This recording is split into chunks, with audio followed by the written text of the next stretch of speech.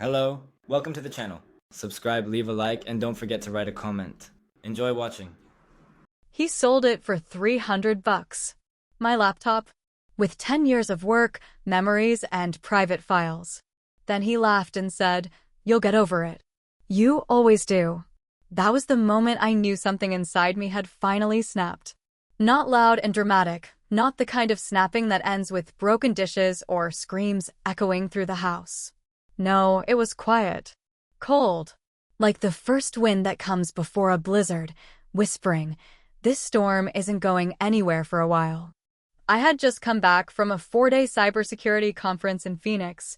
Red-eye flight, crick in my neck, a carry-on stuffed with tangled cords and half-used hotel shampoo bottles. I walked through the door expecting my usual welcome routine.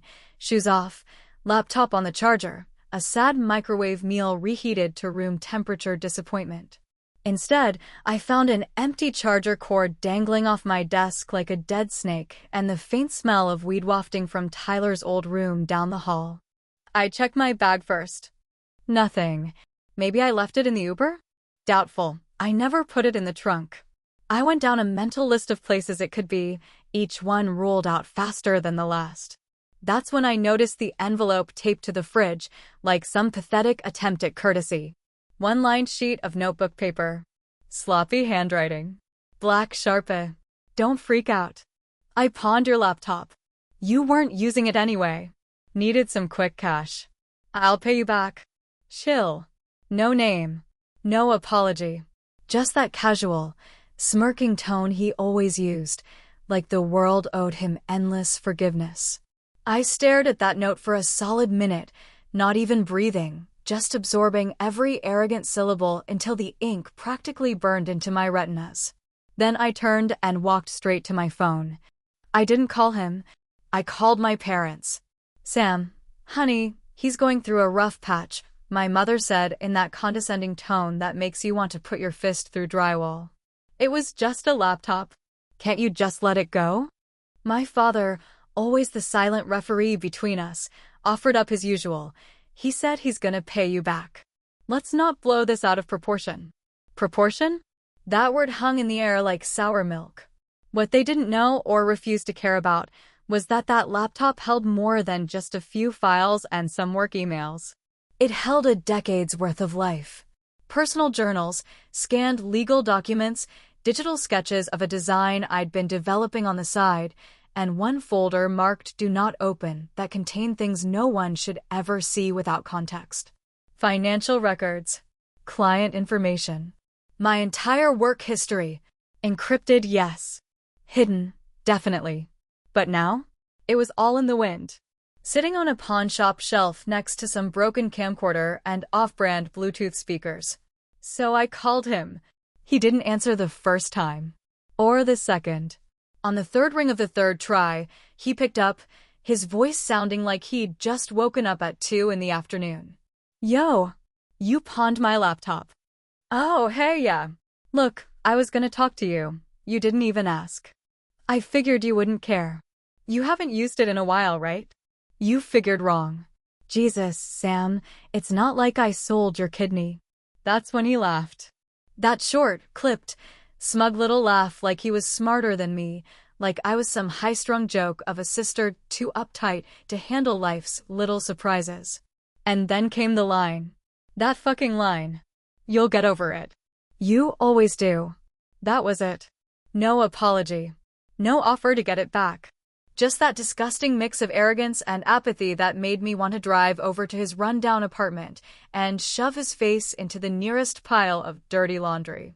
Instead, I stood there, the phone pressed to my ear, and something inside me just shut off. "Okay, Ty," I said, my voice flat. "I'll get over it." He paused for half a second, probably confused by the lack of fireworks. "That's how it always went, didn't it?" He pushed. I exploded. Our parents rushed in with their half-baked neutrality, and somehow he always ended up the misunderstood golden boy while I was labeled too emotional. But this time, I gave him nothing. I hung up. Then I walked back into my room, sat down on my bed, and opened my backup drive, the one he didn't know about. The drive wasn't recent. but it was enough.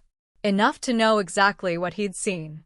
Enough to know he had no idea what he'd actually gotten his hands on. And enough to know that this time, I wouldn't just be getting over it. Because here's the thing about being the quiet one in the family, the responsible one, the one who always forgives and always fixes. People get used to your silence. They assume you'll never bite back. But when you do, they never see it coming. And oh, he wasn't ready for what was coming next. Revenge isn't about noise or violence or chaos. It's about patience, about knowing exactly where someone thinks they're safe and then quietly pulling the floor out from under them while they're still smiling. That night, after he laughed in my face and our parents offered him yet another emotional foot massage, I poured myself a glass of cheap red wine, opened my old desktop, and started scrolling through documents I hadn't looked at in nearly 2 years. There it was, buried in a folder I'd labeled Tyler_stuff_don't_touch, which, ironically, probably would have made him open it instantly had he seen it. Inside was the scanned contract from the time he convinced me, after 3 weeks of guilt-tripping and love-bombing texts, to co-sign his little entrepreneurial dream. He wanted to start a podcast, remember? White noise, he called it, which even then felt like a warning I should have taken more seriously. He said he had sponsors lined up. Promised he'd do all the work. Told me he just needed my credit to get the business checking account open. Said it would help him prove to mom and dad that he could be responsible. So I signed. And then I forgot. The podcast never happened. The microphones ended up on Facebook Marketplace. The Instagram page still has 2 posts and 24 followers, mostly bots and one poor girl he ghosted. But the account itself? That still existed, sitting quietly under both our names, untouched by either of us until now. I logged into the bank portal using the same password I forced him to set up back then, something secure and dumb he never bothered to change. There it was, balance reading $11,372.64. I froze for a second, like physically froze, staring at the number. I knew he had about $1,100 in that account.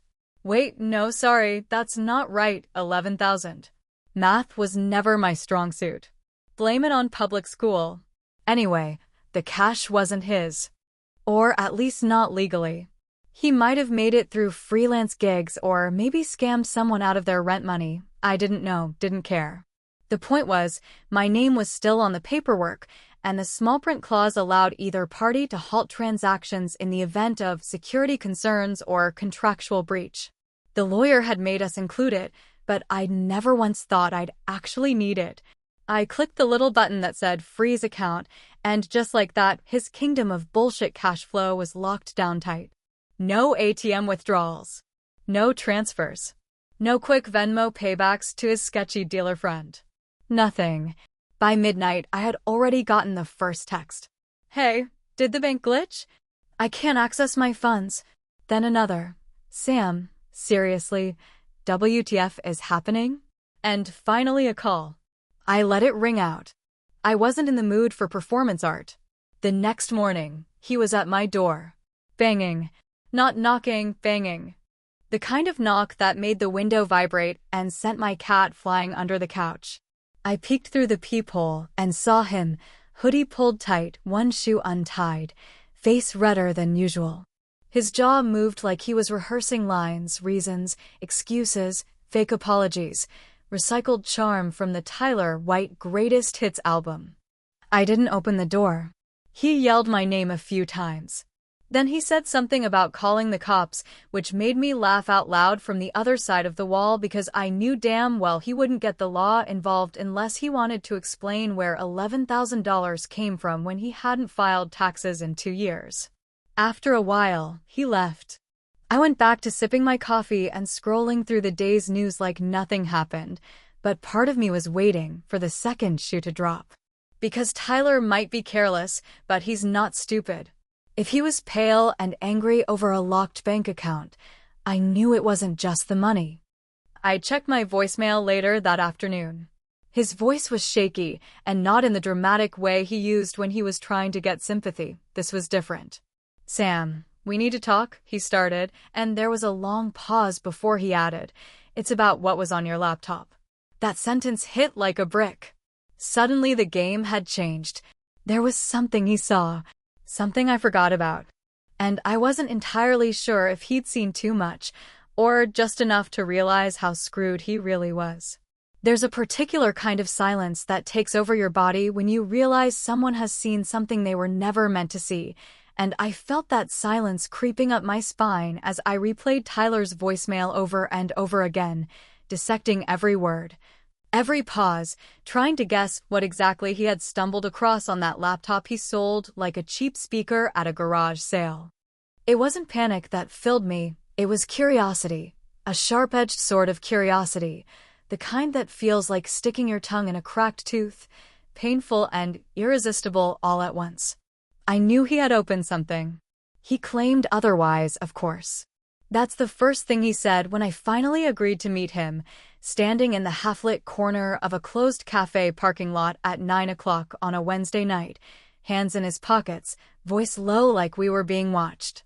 He tried to play it cool, flashing that half-grin he always used when he was about to lie. "Look, I didn't open anything. I swear. Maybe the pawn guy did, maybe someone else." But I could see the tremor in his left eye, the one that always gave him away when he was full of shit. What Tyler didn't know, or conveniently forgot, is that I'd installed keystroke and activity monitoring software on my devices after a particularly nasty run-in with an ex who thought it was funny to snoop. The software logged everything: access times, file names, IP locations, mouse clicks, hell, even webcam triggers. It didn't just tell me if someone opened something, it told me what, when, how long, and sometimes even why, if I knew how to read the pattern. And there it was in the report 4 days ago, exactly 15 minutes after the laptop was booted up at an IP address registered to a downtown pawn shop. One folder accessed, briefly opened for 27 seconds before being closed again. _Wills_2019. Zip. At first glance, it's an innocuous file name. Boring, even. Something you might overlook if you were skimming through a cluttered drive looking for photos or Bitcoin wallets or blackmail material. But Tyler, whether by accident or design, had clicked on the one thing on that machine that could blow open a family secret buried deeper than our grandmother's guilt and almost as toxic. See, about 6 years ago, our Uncle Martin passed away. He wasn't a good man. He wasn't even a decent one. He was the kind of guy who smiled too much at funerals and kept whiskey in a teacup just to feel clever. He died without much ceremony, but left behind a few small properties, a safe deposit box in rural Oregon, and a mess of trust documents nobody wanted to sort through, except me. Back then, I was still trying to be the peacemaker, the fixer, the one who stepped up when everyone else stepped back. That folder, N_Wills_2019, contained scanned copies of those trust documents. Legal language, scanned signatures, dated entries, and one particularly troubling clause that had been redacted in the final version read by our family. But I had the original, and Tyler had now seen it. The clause in question outlined a conditional inheritance that was never disclosed to Tyler, a quarter share of a remaining estate asset, one that was placed in escrow and earmarked for him if he stayed out of legal trouble until the age of 30. At the time, he was 22, fresh off a DUI and still promising Mom he was turning things around. The lawyers quietly agreed it was best not to tell him, for fear he'd find a way to screw it up, which, frankly, he probably would have. But now he knew. And if he knew about the inheritance clause, he knew what was at stake, not just for him, but for the family. Because that clause wasn't just about money. It was tied to a shell company our uncle had stashed money through, which was currently under federal audit due to suspected fraud and undeclared overseas investments. In short, if someone opened that door the wrong way, it wouldn't just collapse Tyler's future. It would send a ripple through our entire bloodline. And he had the gall to look me in the face and say, "I know what you're doing and you need to stop." I didn't flinch. Didn't even blink. Doing what, exactly? I asked him, letting the words hang like fog in the cold air. He shifted his weight like he was standing on glass. If this gets out, I'm F*****ked. We all are. He wasn't wrong. But what he didn't understand, what he never understood, is that I don't bluff. I don't posture. I don't threaten. I act. And if he thought freezing his bank account was my idea of revenge, he hadn't even scratched the surface of what I was willing to do to make him finally understand what not getting over it really looked like. There's a strange kind of clarity that comes when you realize someone you love has been stealing pieces of you in plain sight. Not just your things or your money, but your name, your trust, your damn identity. And all with the same smug confidence of a man who assumes he'll be forgiven before the ink even dries on the damage. After that parking lot conversation with Tyler, after hearing the tremble in his voice and the desperation hiding behind his threats, I knew I needed more than revenge. I needed protection. So I made an appointment with a lawyer the very next day, a woman named Diane McGrath who wore steel-rimmed glasses and smelled faintly of cinnamon and burnt coffee. She greeted me like she'd already decided I was worth believing, and in this family, that alone made me want to hug her.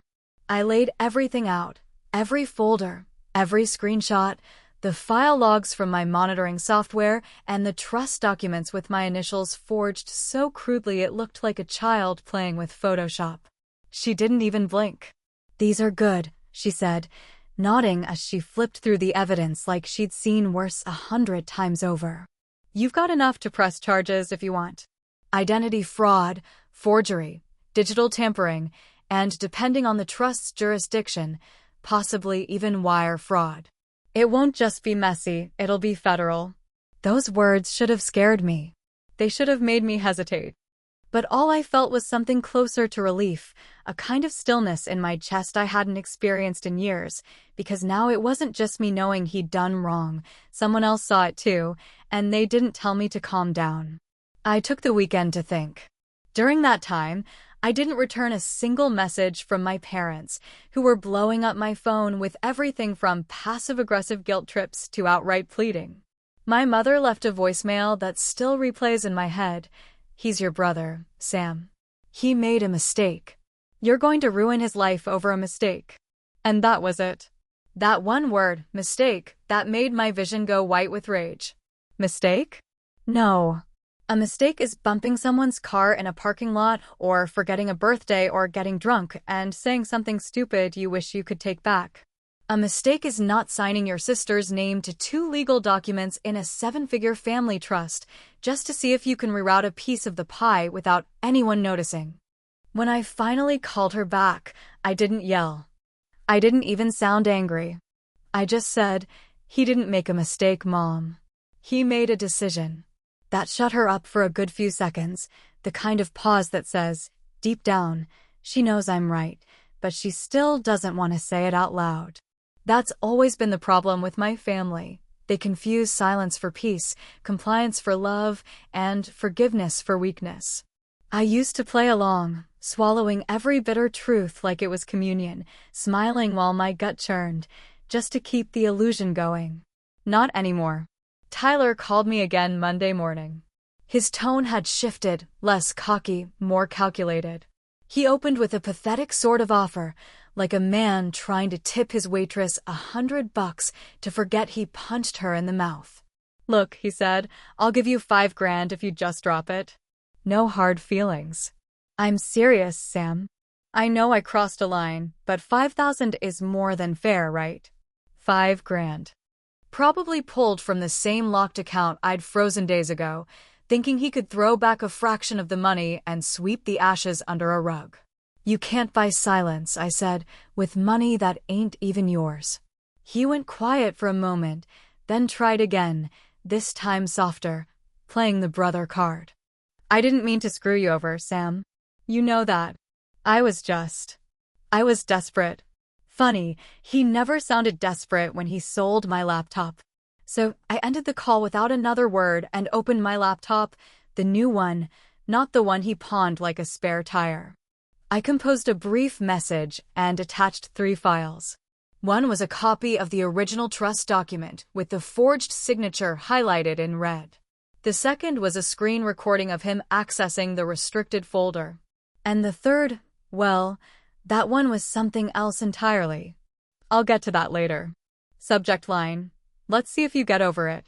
In the body of the email, I wrote just one sentence: check your email, Tyler. I hit send, leaned back in my chair, and smiled for the first time in weeks, because now the clock was ticking, and he was about to find out what it feels like when your lies start working against you, one file at a time. Tyler didn't respond to the email right away, which surprised me, but only a little. He probably stared at the subject line for a long time, his stomach twisting into that familiar knot that only shows up when you realize you've been caught, not just sort of caught, but completely, definitively, inescapably caught.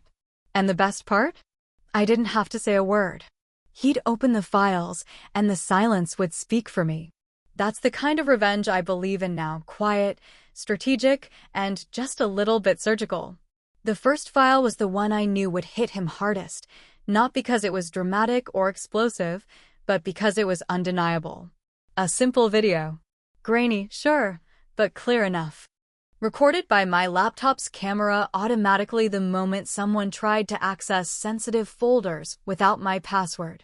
The software had been running in the background for years, something I'd set up back when I was still working remotely and worried about clients snooping or house guests getting nosy. Tyler had no idea it even existed. The video showed him sitting in my room, slouched in my chair, high as hell based on his glassy eyes and jittery fingers, muttering to himself while double-clicking his way through my files like a rat trying to solve a maze for cheese. He opened N_Wills_2019. Zip, and flinched as the document loaded. His face changed instantly, mouth opening just slightly, like he'd seen a ghost or something close enough to one. He stayed there for less than 30 seconds, clicked around, minimized windows, then pulled up his phone and started typing frantically. I don't know if he was texting someone or taking notes, but it didn't matter. The camera caught all of it: his face, the screen reflection, even the sound of his nervous breath. The timestamp was perfect. The IP address matched. The evidence was airtight. But that wasn't even the worst part. No, the real gut punch came from the second video file, one I hadn't even known existed until I started digging through old folders marked with names I barely remembered using. The file name was lazy, img_8452.mov. It was buried inside a random folder titled Temp Dump, probably created during one of my late-night backups. I almost skipped it entirely, but I clicked out of habit. What I found made my blood run cold. It was Tyler, 3 years younger, shirtless, sweaty, drunk out of his mind, sitting on my old futon with a bottle of whiskey between his legs and his phone in one hand like he was filming a confession just for fun. The video was over 9 minutes long. 9 minutes of him bragging, laughing, gloating about all the ways he'd gotten away with things. In those 9 minutes, he confessed to forging our mom's signature to get out of a loan default, faking an injury to collect on a workman's comp claim, and, worst of all, manipulating an ex-girlfriend into draining her savings so he could invest in a crypto scheme he never intended to follow through on. He even named her. First and last. He laughed after every story. Like it was all a game.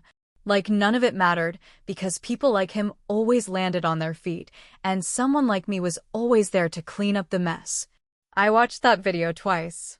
Not because I needed to, but because I couldn't look away. It felt like watching someone die in slow motion, except instead of a body, it was the last shreds of plausible deniability burning away.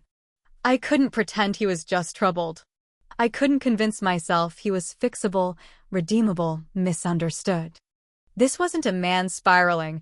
This was a man who had learned that consequences didn't stick if you cried hard enough or blamed the right people. I could have sent the footage to the police. Or to our parents. Or to that ex-girlfriend whose name I now knew and could probably track down with a single message. I could have uploaded it anonymously to Reddit or YouTube or one of those TikTok channels that turn family scandals into viral morality plays. I could have ruined him. But I didn't. Not yet. Instead, I poured myself another glass of wine, curled up on my couch, and watched the email notification show that he had opened all 3 files within 5 minutes of receiving them. Then nothing. No reply. No call. No panicked voicemail or desperate text. Just the eerie, telling silence of someone who finally realized they weren't going to talk their way out this time. I sat there, staring at the screen, thinking about all the times I had forgiven things I shouldn't have. All the times I'd bitten my tongue to keep the peace or agreed to family dinners where I was the only one pretending to enjoy the illusion. I remembered holidays where he got drunk and stole from our dad's wallet, birthdays where he forgot my name, and Sunday nights where my mother would cry and say, "You two used to be so close." Like she wasn't the one who taught us to pretend distance didn't matter if the pictures looked happy. So I did what Tyler never expected me to do. I did nothing at all. I didn't send the video to anyone. I didn't threaten him with legal action, though I could, any time. I didn't burn the bridge. I just left the gasoline sitting out and handed him the match. As I took a long sip of wine and let the last of the daylight slip out the window, I whispered to myself, "You'll get over it, right? Some families are built on love. Mine? Ours was built on silence, secrets, and second chances. I'm just not giving out anymore."